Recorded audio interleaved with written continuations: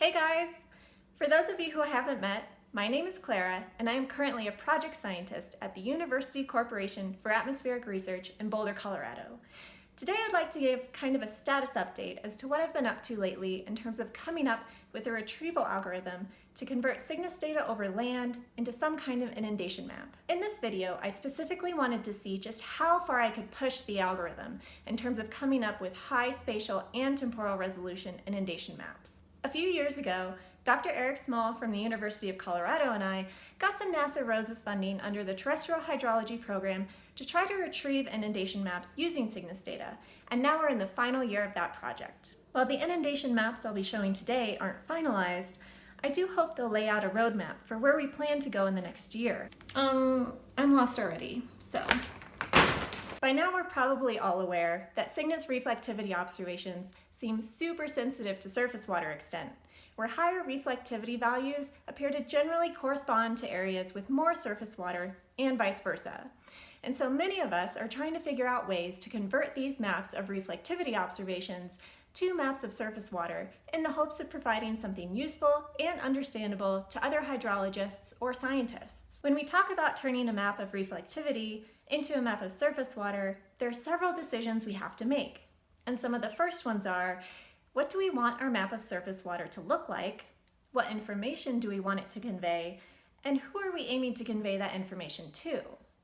These are important questions to think about because they will ultimately drive how we determine our algorithm to actually convert the reflectivity observations into some indication of surface water. If, for example, I'm a wetland ecologist interested in seasonal inundation in Sudan, then I would probably try to optimize my algorithm specifically for this region and then try to produce high spatial resolution surface water maps at the seasonal scale. What I'm going to do today is the opposite of this. I wanted to see how close we could get to producing daily flood inundation maps that are gridded to 3 kilometers that are also spatially complete. Hey, you just said we don't get Cygnus data everywhere every day. True, we don't. So what I'm going to do to get around that is first spatially interpolate the Cygnus reflectivity observations to produce complete daily maps of surface reflectivity, and then retrieve flood inundation using the interpolated maps. I made a previous video about the spatial interpolation technique I'll be using, and I'll give you guys a link to that video in case you're interested. Now, some of you are probably thinking that producing inundation maps based off interpolated observations is stupid. Yeah. And for a lot of applications, I might tend to agree with you. If you're that hydrologist who needs super accurate inundation maps, then if I were you, I probably wouldn't use these.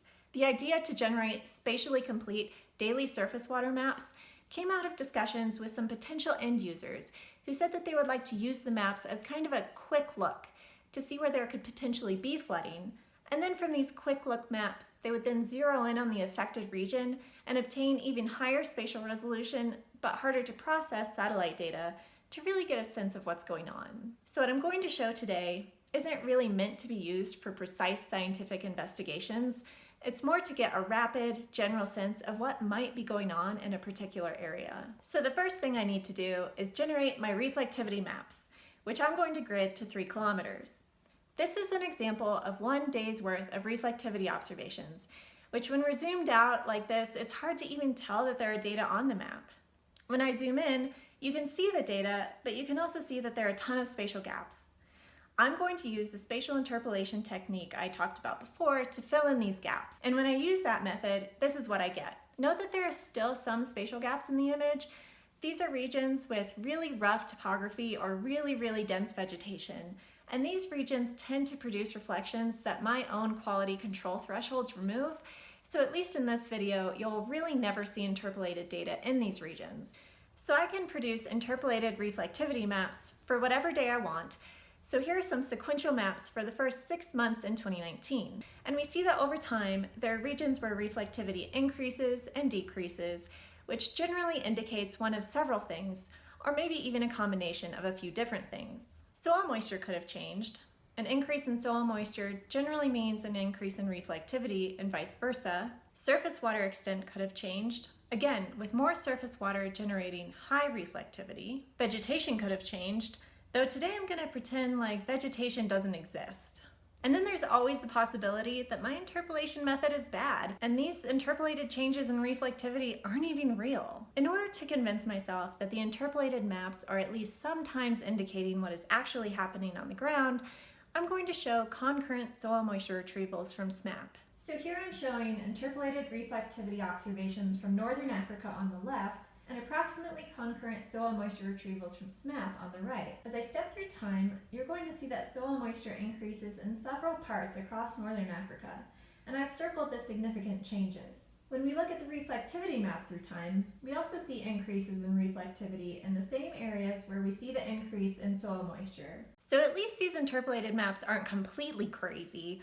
Though again, we really can't expect them to perfectly reproduce what's going on the ground all the time. But now that we have these interpolated reflectivity observations, how can we then convert them into maps of surface water extent? And this is again more of a design choice or personal preference, and others who might want to retrieve inundation might want to do it differently. What I am aiming to do is to ultimately produce surface water maps that show the fraction of each 3-kilometer grid cell that has surface water in it. So a value of 1 would mean that the entire 3-kilometer grid cell is full of water. A value of 0 would mean that there is no surface water in the grid cell, and a value of 0.5 would mean that half the grid cell is full of water. Note that this wouldn't tell you which half of the grid cell has water in it, or how that water is distributed within the grid cell. So, how do we get from a reflectivity value to a fractional surface water value? I am going to rely on a simple model of reflectivity and its dependence on surface water extent. And while I definitely don't have time to rehash the entire model, if you're interested in reading all the gory details,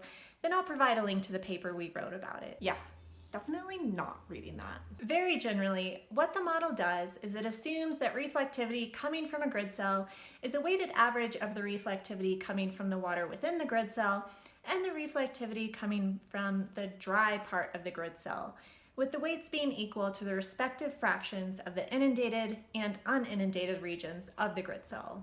Reflectivity itself is a function of the dielectric constant of the surface, the roughness of the surface, and the incidence angle of the incoming signal. So as you increase the fraction of water within the grid cell, you increase the fraction of the grid cell that has a high dielectric constant, which then increases the reflectivity. Increasing the soil moisture of the uninundated grid cell fraction will also increase the dielectric constant and the reflectivity. And then increasing or decreasing the small-scale surface roughness will also increase or decrease the reflectivity.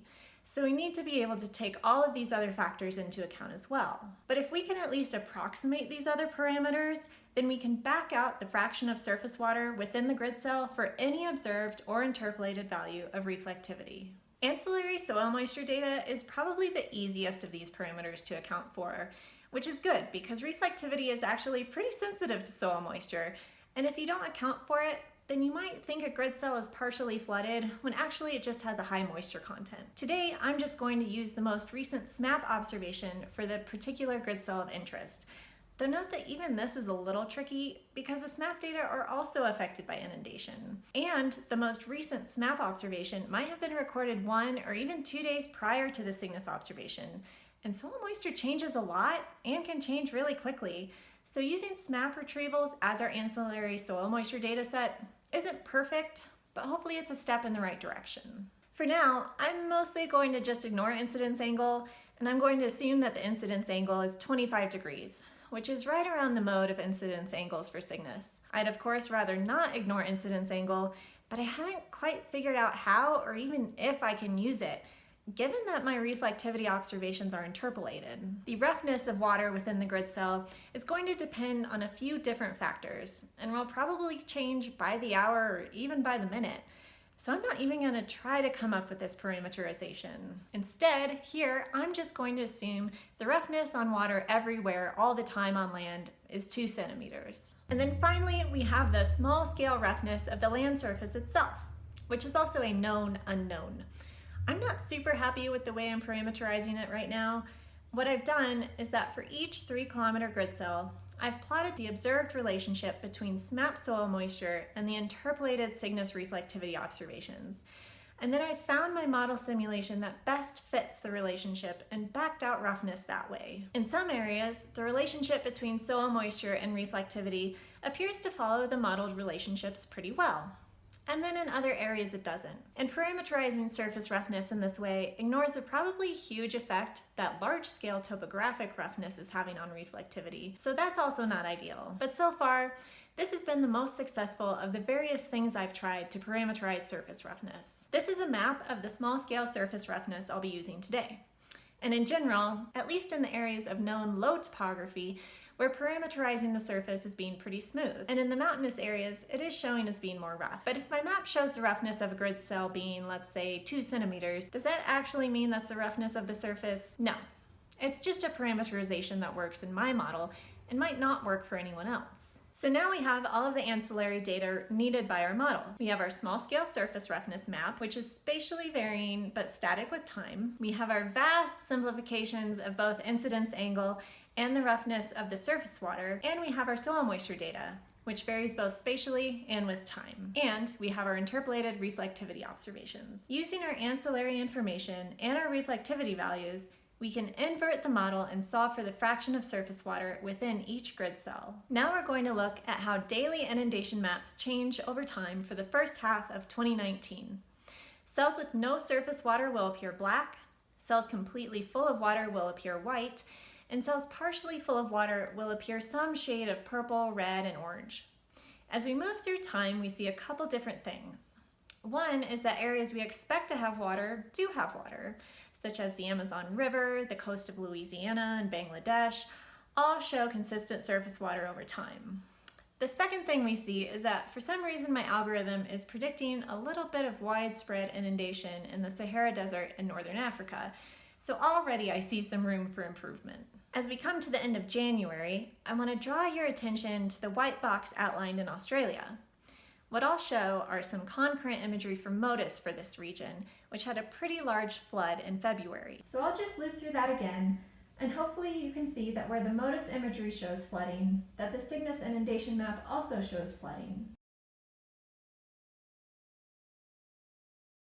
Now let's turn our attention to the Mississippi River Basin, again outlined in a white box. My inundation maps are showing widespread inundation throughout the region in early March. And when we pause to look at some concurrent MODIS data, we do indeed see a lot of surface water present. As we step through time, we notice that the inundation in the area seems to disappear. And if we look at some more concurrent MODIS data, it does appear that the area has less surface water present than it did at the beginning of the month. Finally, let's look at some glaring areas in need of improvement. Look at the inundation map inside this white box. See how it dances around every day and changes a lot? Ew, that looks gross. Why are you showing that? That's probably not real and might be an artifact of the interpolation method, so we still have some things to work on, but this is a start. So these have been some qualitative examples of how these preliminary inundation maps compare with observations of flooding from other satellites. But what I have yet to do is a quantitative validation of the maps to really understand where and when the retrievals can be trusted. For now, I'm going to leave that as the subject of future research because as you've seen today, my algorithm obviously could use some improvements. But hopefully I've been able to show you a rough outline of how I envision going forward with the remainder of our project. Once I've finished tweaking the parameters, decided on a reasonable temporal resolution, validated the maps, and quantified their errors and uncertainties, I'm planning on putting them online in an easily accessible format. So if you have any questions or would like to collaborate on future projects, let me know. And thanks so much for listening. Oh, thank God she's done.